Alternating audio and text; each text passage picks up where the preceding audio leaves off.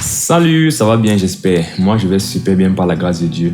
Bienvenue dans cette parole d'exhortation numéro 16. La louange prophétique, deuxième partie, c'est parti.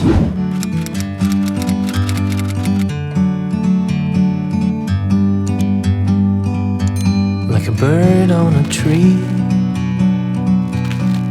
Dans la première partie, l'expression louange prophétique était ici de 1 Chroniques 25, verset 1, où on parle des Lévites, en fait, chargés de conduire la louange, qui prophétisaient en s'accompagnant d'instruments de musique. On s'est appesanti dans un premier temps sur le sens vraiment de la prophétie bibliquement.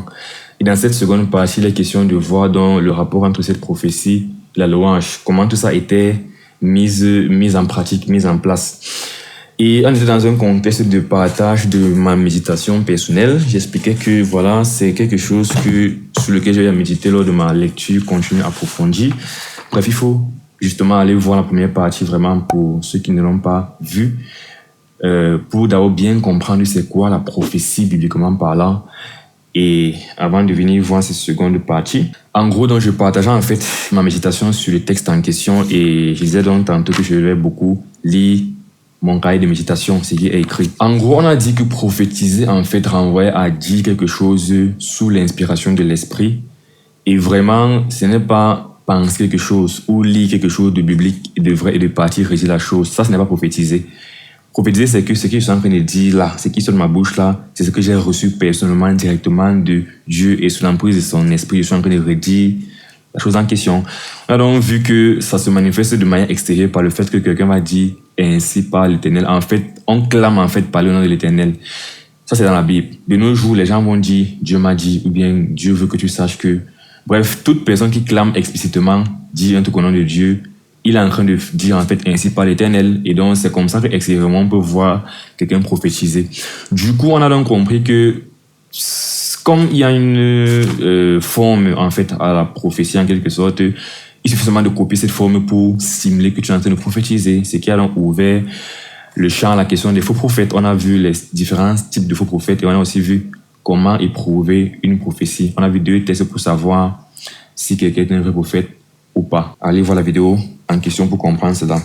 Et là, on va continuer avec 1 Chronique 25 avec les louangeurs donc. Pour revenir aux louangeurs, on comprend alors que durant leur service, Dieu leur donnait des choses à dire.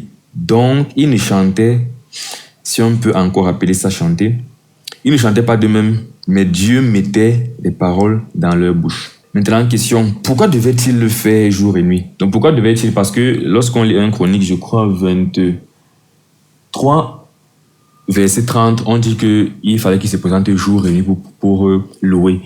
Et là, on comprend en fait c'était des paroles que Dieu mettait dans leur bouche en fait. Et donc, ça fait un peu du genre. C'est un peu comme si tu as un Jérémie qui matin et soir est en train de prophétiser, annoncer les oracles.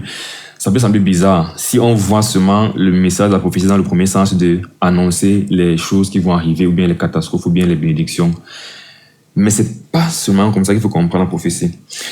La prophétie n'étant pas seulement les oracles de Dieu qui viendront, mais aussi de l'exhortation, de l'encouragement, etc. Certainement, donc, les Lévites, les chantres, édifiaient le peuple et amenaient le peuple à louer Dieu jour et nuit. Dans 1 Corinthiens 14, verset 3, l'apôtre Paul dit « Celui qui prophétise, au contraire, par opposition à celui qui parle en langue sans interprète, parle aux hommes, les édifie, les exhorte, les console. » En passant, j'ai fait une parole de récitation sur le parler en langue très importante. Il faut aller aussi là voir, les liens sont dans la description. Alors, une petite remarque ici que j'ai notée. Parler aux hommes par prophétie, c'est différent de le faire avec notre propre intelligence. En fait, c'est ce que je répète encore et encore. Même si les deux peuvent édifier, parce que dans 1 Corinthiens 14, l'apôtre Paul utilise la prophétie en fait par opposition au parler en langue. La grande idée étant de dire qu'à l'église, tout ce qu'on a fait, ça doit pour l'édification, et la prophétie peut édifier. Alors qu'un parler en langue sans interprétation n'édifie pas, donc on ne va pas se faire en assemblée. Mais il dit par la suite dans 1 Corinthiens 14, verset 6, « Et maintenant, frères, de quelle utilité vous serais-je si je venais à vous parlant en langue? Et si je ne vous parlais pas, donc par opposition par la langue qui est floue et qu'on ne comprend pas, qu'il n'y a pas d'interprète, et si je ne vous parlais pas par révélation, ou par connaissance, ou par prophétie, ou par doctrine. » Donc, Paul voulant expliquer qu'il y a plusieurs façons d'être intelligible et d'édifier l'Église, nous fait donc comprendre que ces façons sont quand même différentes, même si elles peuvent avoir le même résultat sur ceux qui écoutent. Je vais dire quoi par là? J'insiste sur le fait que parler par doctrine, c'est que tu as étudié la parole du Seigneur et tu parles par doctrine. Parler par révélation, c'est la même chose. Tu as, dans la parole de Dieu, le Seigneur t'a fait comprendre des choses et tu partages ces choses-là. Parler par connaissance, la même chose. Mais parler par prophétie, c'est différent. Ou alors, à la limite, les prophéties sont souvent des révélations. Mais l'idée, c'est de dire qu'il y a une différence entre étudier la parole de Dieu, la comprendre, la dispenser, et parler directement des choses que Dieu nous a dites. Là, c'est la prophétie, ou une sorte de révélation stricte, proprement dite. Voilà. Donc, les louangeurs, pour venir à ces louangeurs qui prophétisaient à sa compagne des harpes, s'adressaient au peuple par prophétie. Et cela était accompagné d'instruments de musique. Du coup, je me suis posé la question, sur le plan pratique, ça ressemble à quoi alors? Leurs paroles étaient donc peut-être dites sous forme de slam ou de chant, puisqu'ils prophétisaient, par exemple. Donc, je me suis d'abord dit, ça pouvait être du genre en forme de slam. Par exemple, Israël. Bon, on connaît ce que c'est que le slam, il y a une musique qui passe derrière et puis on dit un message. La guitare n'est pas accordée, mais je n'ai pas le temps. Je vais juste aller rapidement. Par exemple, Israël, sache que l'Éternel, ton Dieu, t'aime. Il viendra et il s'appellera Emmanuel. Tu sais, Israël, c'est ton Dieu. Bref, c'est ton Dieu. Si tu écoutes sa parole, il sera avec toi, il te bénira. Mais Israël, peuple de Dieu, si tu t'éloignes de lui, l'Éternel te frappera. L'Éternel, ton Dieu, il est saint, il est puissant, il est merveilleux. Aime-le comme il t'aime. Oui, il t'a aimé le premier. Alors aime-le en retour. Aime sa loi, aime ses commandements. Sa loi rend sage ignorant. Médite sur ses ordonnances, Israël, tu seras béni. Parce que l'Éternel veut te bénir. Il veut que tu prospères. Il veut que sur cette terre qu'il t'a donnée, tu aies de quoi manger. Là où coule le miel, là où coule le lait, etc. Il a pensé que c'était un truc comme ça. Ça dit, il y a les instruments de musique et il donne des messages. Ou alors, c'est vraiment chanté du genre Israël, ton Dieu t'aime, loue-le, adore-le,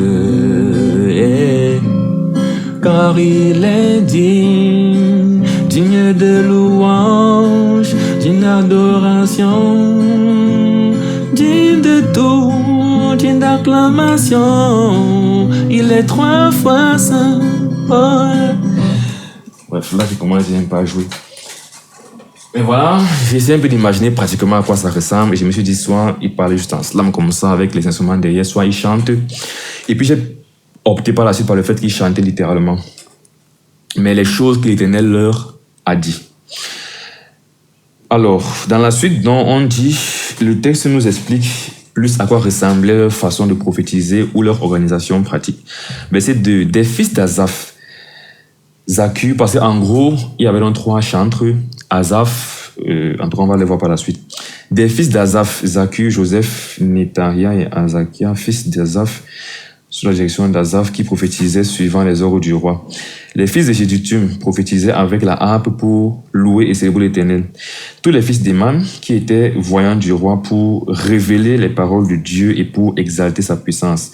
Azaph, Jéduthun et Éman recevaient les ordres du roi. Donc l'idée est donc qu'il y avait comme 3 chefs de chœur, chaque père et ses fils. Azaph, Éman et Jéduthun. Donc il y avait comme 3 chorales, si on veut, 3 chœurs. Azaph était un chef de chant, ou bien un maestro. Éman et Jéduthun. C'est pour ça que vous verrez dans les psaumes, on dit au chef des chantres de David, au chef des cires de machin, parce que ce sont les chefs des chantres qui conduisaient la louange. Donc même quand David avait un cantique qu'il avait composé, il ne chantait pas parce que c'était le ministère des soins pour le ministère, donc des chantres. Et des lévites surtout, et David n'était pas un lévite. Donc du coup, il écrivait des cantiques et il envoyait au chef des chantres, soit à Azaph, soit à Jéduthun, comme on va voir dans les psaumes tout à l'heure. Et ce sont eux qui les chantaient. En gros, donc, selon les ordres du roi, ils étaient chargés de conduire la louange dans la maison de l'Éternel. Probablement, le roi disait qui gère quand, voir quand chanter sur quel sujet, puisque on dit qu'il recevait les ordres du roi. Ce qu'il y a donc de particulier avec ces chansons est que leurs paroles étaient des révélations de l'Éternel même en personne. L'Éternel même leur révélait des choses qu'il savait qu'en chantant pourrait faire exalter sa puissance.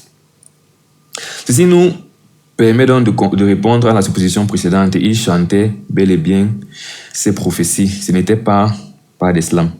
Le verset 6 précise que quoi? Tout cela était sous la direction de leur père pour le chant dans la maison de l'Éternel. Donc, parce qu'on a cité les 3 chefs de chantres avec leurs différents fils et on dit que tous étaient dans la maison de l'Éternel pour le chant. Donc, ce n'était pas des slams, c'était des chants. Alors, une note ici. Prophétiser n'est pas toujours dire des choses positives. Déjà, parce que maintenant, parlant maintenant des chansons, quelles étaient les paroles de leurs chansons? Est-ce qu'ils disaient tout le temps des choses positives, des choses belles et tout? Parce que parfois, c'est l'image de la louange. Dit tout le temps des choses très belles et tout. Mais prophétiser n'est pas toujours dire des choses positives. D'ailleurs, on a vu dans la vidéo précédente que ce sont les faux prophètes qui prophétisent beaucoup plus les choses positives. De plus, louer également, bien que c'est exalter le nom de Dieu, ne voudra pas toujours dire être en train de dire des choses positives. Asaph, par exemple, l'un des choisis pour la louange prophétique, a écrit les paroles que Dieu lui a données et qu'on peut retrouver dans les psaumes. Par exemple, le psaume 50, c'est un gros chant de jugement de Dieu contre son peuple, un chant de réprimande et d'avertissement, mais c'était une louange qui chantait devant le peuple. On peut par exemple y voir mes versets préférés de ce psaume en question. Le verset 3 par exemple, on dit « Il vient notre Dieu, il ne reste pas en silence. Devant lui est un feu dévorant. Autour de lui une violente tempête. » Et ça donne en fait le même feeling du psaume 18 de David, lorsque l'Éternel descend des cieux étant furieux et que toute la création est troublée par sa colère. Quand Dieu descend, les montagnes s'embrasent, la nature s'ébranle, splendeur et effroi. Quand Dieu descend, puis les hommes tremblent, se prosternent les rois devant le roi des rois. En rappel, il est dit que Dieu révélait ses paroles aux chantres pour exalter sa puissance. 1 Chronique 25, verset 5 dit « Tous les fils d'Éman qui étaient voyants du roi pour révéler les paroles de Dieu et pour exalter sa puissance. » Donc, je suis en train d'expliquer que la louange, c'était le ministère des chantres. Et le rôle, c'était d'exalter Dieu, c'est ça, louer Dieu. Et ils recevaient dans leurs paroles directement de Dieu. Et je suis en train de dire qu'on se rend donc compte que dans ces paroles, c'était pas toujours ce qui élève Dieu n'est pas toujours ce qui semble beau et agréable à entendre. C'est ce qu'ils sont en train de dire. Et là, on a donc Asaph, l'un de ces chefs, l'un de ces 3 chefs de chantres, dont les cantiques sont reportés dans le livre des psaumes. Et au psaume 50, on parle de Dieu qui vient étant furieux et tout. Et David a écrit un psaume pareil, le psaume 18, où il parle aussi de Dieu qui descend dans la fureur et tout. La remarque donc qu'il fait, c'est que l'une des choses qui montre souvent la puissance de Dieu, c'est lorsqu'il exerce ses jugements et démontre sa sainteté. C'est pour ça qu'il y a ces psaumes-là, comme les psaumes d'Asaph et certains psaumes de David, où en fait l'Éternel en fait proclame ses jugements, proclame sa sainteté, proclame sa colère contre le mal. Et en ça, en fait, on voit que Dieu est vraiment puissant. Et le but du chantre, c'est d'exalter la puissance de Dieu. Donc, je ne sais pas si on se comprend. Par exemple, suite du psaume 50, du verset 20 au verset 23, tu t'assieds et tu parles contre ton frère. Tu diffames le fils de ta mère. Voilà ce que tu as fait et je me suis tué. Tu t'es imaginé que je te ressemblais. Là, c'est Asaph ce sont les paroles d'Asaph, mais c'est l'Éternel en fait qui est en train de parler. Voilà ce que tu as fait et je me suis tué. Tu t'es imaginé que je te ressemblais, mais je vais te reprendre et tout mettre sous tes yeux. Prenez-y donc garde, vous qui oubliez Dieu, de peur que je ne déchire sans que personne ne délivre. Celui qui offre pour sacrifier des actions de grâce me glorifie. Et à celui qui veille sur sa voie, je ferai voir le salut de Dieu. Donc voilà des paroles données par Dieu lui-même pour sa louange. Quand tu entends ça, en fait, ça met la crainte de Dieu dans ton cœur. Ça te corrige, ça t'édifie. C'est pourquoi Paul a dit dans Colossiens 3, verset 16, que la parole de Christ habite parmi vous abondamment. Instruisez-vous et exhortez-vous les uns les autres en toute sagesse, par des psaumes, par des hymnes, par des cantiques spirituels, chantant à Dieu dans vos cœurs sous l'inspiration de la grâce. C'est-à-dire que nos chants, n'est-ce pas, doivent produire de l'édification, la crainte de Dieu, l'exhortation, la correction, l'encouragement, la sanctification. Je fais une pause pour dire cela que là, je suis en train de parler de l'excellence dans la louange. Qui peut être meilleur louangeur que celui qui dit exactement les paroles de Dieu pour sa louange? C'est-à-dire, David a composé des chansons, on ne refuse pas. Et certaines étaient même inspirées directement de Dieu. C'était des psaumes prophétiques sur Jésus-Christ, sur la fin des temps et tout. On ne refuse pas. Mais d'autres psaumes de David étaient des compositions personnelles de David. Et ici, Paul en fait demande qu'il faut qu'on compose même des hymnes. Il y a les cantiques, il y a les hymnes. David même a dit chanter des nouveaux chants à l'Éternel. Donc, on doit composer des chansons à Dieu de notre intelligence. Il ne refuse pas. Mais c'est en train de dire que le standard dans la composition, dans la louange, en fait, c'est ce que Dieu lui-même a dit, qu'on lui dise pour le louer. Et on voit ça dans les psaumes d'Asaph. On peut être sûr que tout ce que Asaph a écrit, c'est ce que Dieu a directement dit parce qu'il était l'un des chanteurs choisis. Et donc, si on veut aujourd'hui composer, Paul dit que quoi? Il faut d'abord, premier prérequis, que la parole de Christ abonde en nous pleinement. Un peu comme Asaph, la parole de Dieu était en lui, c'est ce qu'il disait. Et donc, nous, aujourd'hui, il faut que la parole de Dieu abonde en nous. Et donc, si on veut que la parole abonde en nous, il faut qu'on médite déjà dans ce que Dieu a dit. Donc, il faudrait qu'on parte lire les psaumes, lire les cantiques, lire la Bible. Et le standard, du moins, ce qui devrait le plus nous inspirer, du moins pour moi, ce qui m'inspire le plus, ce sont les psaumes où je sais que c'est Dieu qui parle ici clairement, du genre les psaumes d'Asaph, par exemple. C'est ce que je suis en train de vouloir dire. Donc, qu'est-ce que j'ai encore écrit? C'est-à-dire que nos chants doivent produire de l'édification, oui. Or, est-ce que de nos jours, voici un problème, les chants chrétiens produisent encore la crainte de Dieu? Sont-ils d'ailleurs inspirés de la parole de Dieu révélée dans la Bible? Puisque les chantres recevaient de Dieu leur parole. Et puis, Paul demande que nous-mêmes, avant même de commencer à chanter, il faut d'abord être plein de cette parole. Il faut qu'elle habite parmi nous, en nous abondamment. Mais on a plus l'impression, du moins moi j'ai l'impression, que les gens n'ont pas la parole de Dieu en eux du coup, de nos jours. Leurs chants de louange sont le fruit du Dieu de leur imagination. L'idée c'est que voilà, si tu n'as pas la relation de Dieu, tu n'as pas Dieu pleinement en toi, tu vas chanter selon que tu comprends Dieu faussement. Et du coup, ton chant sera le fruit du Dieu de ton imagination. Il ne révèle pas toujours la puissance du Dieu révélé dans la parole. Conséquence, il se limite à plaire à la chair. Parce qu'il y a des très belles chansons chrétiennes de nos jours qui plaisent beaucoup. Mais est-ce que ça édifie vraiment? Est-ce que ça nourrit vraiment l'esprit? Ça édifie vraiment? Ça rend vraiment sage selon Dieu? Ou ça plaît seulement à la chair? C'est très émotionnel, c'est très sensationnel. Tu suis des chansons, tu as des frissons. Mais c'est dénué de vérité parfois. Donc il se limite à plaire à la chair. Ne produisent pas de crainte de Dieu, ni de sanctification en ceux qui l'écoutent. Conséquence, le nom de Dieu n'est pas vraiment loué. Mission du chantre ratée.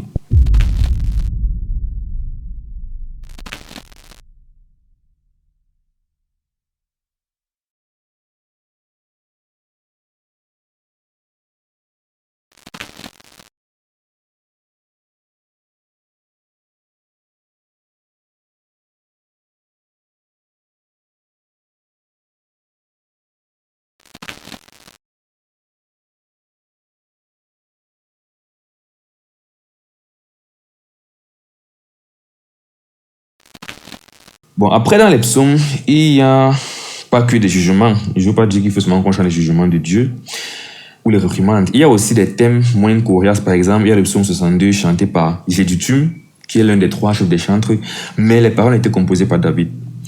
Là, ça parle de l'Éternel comme notre rocher, en qui est notre salut et doit être notre espérance. Vous savez, David était parfois inspiré divinement par Dieu, je l'ai déjà dit dans ses chants. Parfois, pas. Il exprimait simplement ses propres pensées à l'égard de Dieu. Et pour revenir à ceux qui recevaient les paroles de Dieu, et en général même, il est intéressant de voir que chaque fois que l'Éternel a composé une chanson, lui-même, il y a toujours une sorte de démonstration de sa justice, de sa sainteté, de ses jugements qui inspirent la crainte.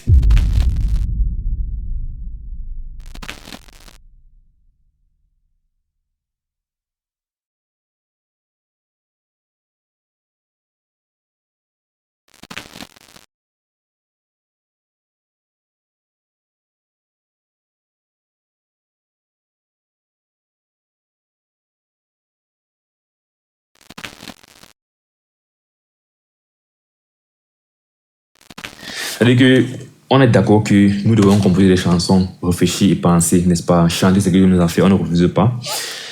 On a vu ceux qui chantaient ce que Dieu nous a mis dans leur bouche comme parole. La remarque que je fais, c'est que La plupart des fois que c'est Dieu lui-même qui a donné les paroles ont un style. Ça émane, ça exprime le jugement, la majesté, la puissance, la sainteté, la crainte dans ces chansons. Et il n'y en a pas beaucoup dans la parole. Il y a dans les psaumes d'Asaph que tu peux voir. Si tu prends le psaume 50, c'est un psaume d'Asaph. Le psaume 73, le psaume 183, c'est un psaume d'Asaph. Et majoritairement, ce sera la même atmosphère, les jugements, la sainteté de Dieu, la puissance de Dieu que tu vas, et la crainte de Dieu que ça va t'inspirer. Et puis tu as aussi, c'est le cas du cantique que Dieu lui-même a enseigné à Moïse dans Deutéronome 32. Ce sont les paroles que Dieu lui-même a données à Moïse, n'est-ce pas? Et quand tu lis ça, en tout cas, il faut partir un peu lire le Deutéronome 32. Ça inspire franchement la crainte de Dieu. Et puis tu as la prière d'Habakkuk dans Habakkuk 3, bon, qui est comme un cantique sur le mode des complaintes, où il parle des choses que Dieu lui a révélées, n'est-ce pas? Donc, il est bon de considérer tout ce que la parole révèle sur l'Éternel et de mettre un accent sur les choses où l'Éternel met l'accent. C'est-à-dire, dans toutes les paroles que Dieu a données comme cantique, on a vu sur quoi Dieu a mis l'accent. Donc, moi, aujourd'hui, si je veux composer une chanson pour louer l'Éternel, je vais dire des choses que je pense, je vais dire beaucoup de choses, mais je vais mettre l'accent sur les choses que Dieu met l'accent dans ses propres cantiques, dans les propres paroles que lui a composées. Voilà, donc pour dire quoi de la louange prophétique, c'est une louange très particulière où vraiment les paroles dites sont les paroles données directement par l'Éternel.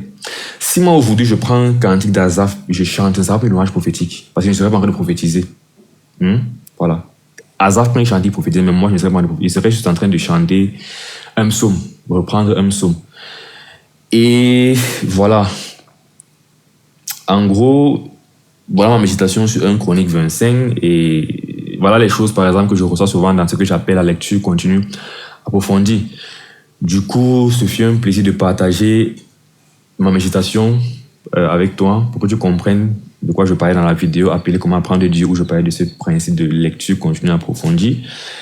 Et sur le fond de ce qu'il est en train de dire, vraiment, mon invitation, c'est quoi? Ne parlons pas de prophétie comme les blagues. Ne parlons pas de Dieu m'a parlé comme les blagues. Parce que le Seigneur vraiment tient beaucoup à sa parole. Il ne voudrait pas qu'on dise des choses qu'il n'a pas dites, qu'on parle en son nom alors que ce n'est pas lui qui nous a envoyé.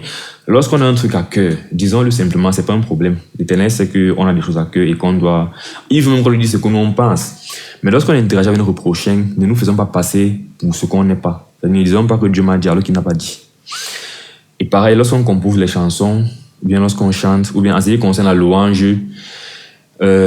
chantons à Dieu ce qui vient de notre cœur, il ne refuse pas. Mais pour ma part, personnellement, ce que moi j'ai appris ici, c'est que je vais davantage essayer de mettre l'accent sur où Dieu met l'accent dans ses propres cantiques qu'il a composés. Donc sur sa sainteté, sur sa puissance, sur sa justice. Et voilà, c'est de ça qu'il s'agit. Merci d'avoir écouté cette parole d'exhortation. Que l'Éternel te bénisse. On se voit dans une prochaine vidéo. Ciao. Dieu est puissant et moi je pense qu'un Dieu puissant cadre plus avec l'option numéro 2, donc quelqu'un qui se met à parler. C'est-à-dire que si je me mets à parler l'allemand actuellement, alors que je n'ai jamais appris ça, c'est plus miraculeux que de me mettre à faire Ibosa, Konato, Shaka, Labasotala. Parce que là, c'est plus facile de faire ça, c'est des sons qui n'ont pas de sens. Mais si je ne peux pas commencer à parler l'allemand, là, je ne peux pas parce que ce serait un miracle vraiment. Deuxième